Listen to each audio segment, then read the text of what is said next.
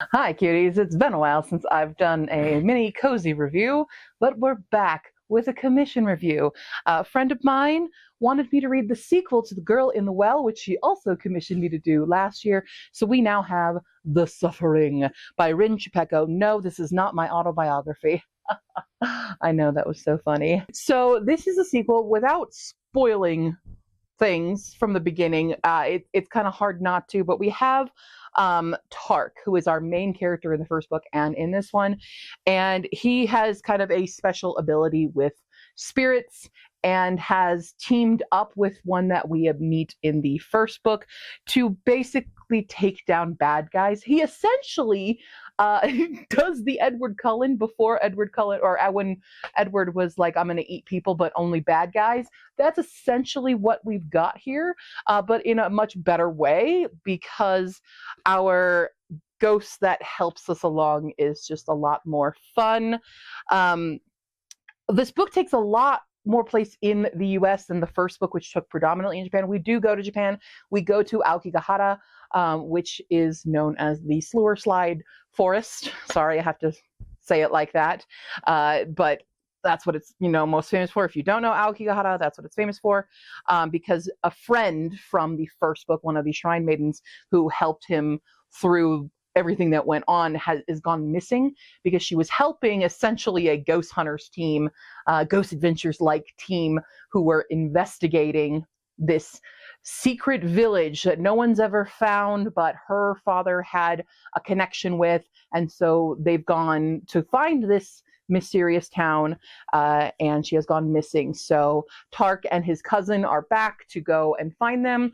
Cousin doesn't play a huge role this time, which I was a little disappointed with, but Tark goes in there, and things go wild. This book is a lot more supernatural, I feel like, than the first one. The first one had a lot of supernatural elements to it, but this one is even heavier with it, even deeper with the lore. There's a lot of interesting lore for this mystery village and for what's going on with the spirits, and even the lore between like what kind of spirits, because our main spirit, Okiku, is a water-based one, and so water-based ones don't fare well against earth-based ones. She's better against fire-based ones. And so I did like that there was kind of a clear system. She was, even though she seems like a very powerful ghost, she can be defeated. She does have weaknesses, which I really like that we had that. Rin Chupeco does a really good job with most of her books. I say most because I haven't read them all yet. And I do really like her writing style.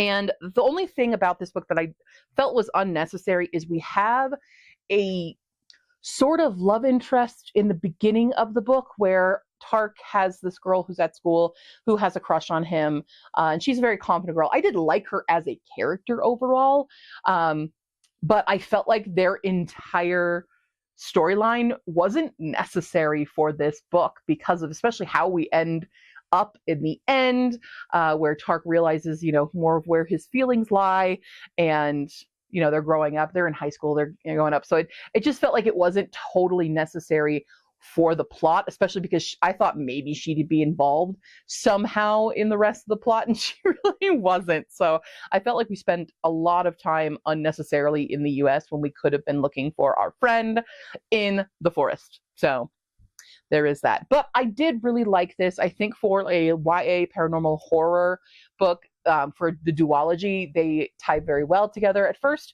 in the first book, at the very end, I'm like, okay, this could wrap up and stand alone. It doesn't need a sequel. It has one, and it doesn't hinder that there is a first book. Like the second book still both feels not necessary, but like, I'm glad it happened. It's not necessary, but if you enjoyed those characters and stuff, it's great that we have a little bit more for them. So I did end up really liking this one. I do think storytelling wise, I even like this one a bit more, because I was aggravated in the first book because our character Tark, he's half Japanese and he's gone to Japan so many times, and I get annoyed when you're supposed to have established characters who know Japan make little comments that I'm like, that's a first timer's comment, and also that's blatantly there was a ketchup thing. I remember at McDonald's, in Japan for Tarkin. He was commenting on how there wasn't ketchup. A, yes, there is.